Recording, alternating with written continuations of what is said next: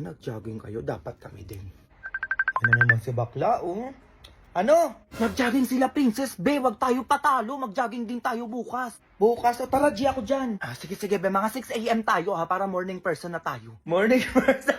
Sige, Be. Mag-aalarm ako na mas maaga. Go. Tomorrow. Ano, Be? Ready ka na? Oo, Be. Kagabi pa. Ano, tara? Go.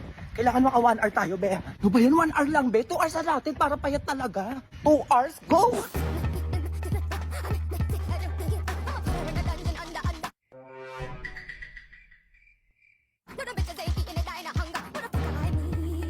Ay, Be, ang tsaka ni Andrea sa my day niya, oh. True, nakita ko din yung kagabi. Kala mo naman talaga magtatagal sila ng jowan.